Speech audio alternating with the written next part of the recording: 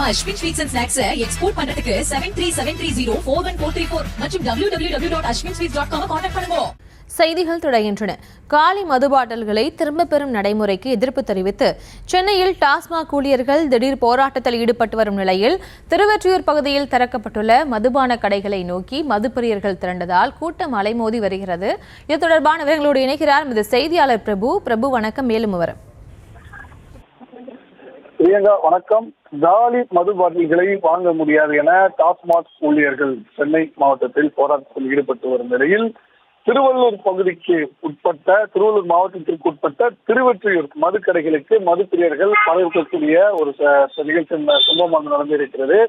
மதுக்கடைகளில் மது அருந்த வரும் குடிமகன்கள் அவர்கள் குடிக்கும் பாட்டில்களை காலி பாட்டில்களாக ஆகிய பின்னர் டாஸ்மாகிலே கொடுத்தால் அந்த பாட்டிலுக்கு மாறாக 10 ரூபாய் வழங்கப்படும் என அறிவித்திருந்தது. இதனை எதிர்த்து சென்னையில் இருக்கக்கூடிய டாஸ்மாக் ஊழியர்கள் போராட்டத்தில் ஈடுபட்டு வருகின்றனர். அவர்கள் ஆட்கள் குறைவாக இருக்கிறது, மது பாட்டில்களை எடுத்து விநியோகம் செய்வதற்கு போதிய ஆள் இல்லாத நிலையில் இந்த பாட்டில்களை வாங்கி சரிபார்த்து 10 ரூபாய் கொடுப்பது இயலாத காரியம் என கூறி இந்த போராட்டத்தில் ஈடுபட்டு வருகிறார்கள். இதனால் சென்னையில் பல்வேறு பகுதிகளில் மதுக்கடைகளானது மூடப்பட்டிருக்கிறது.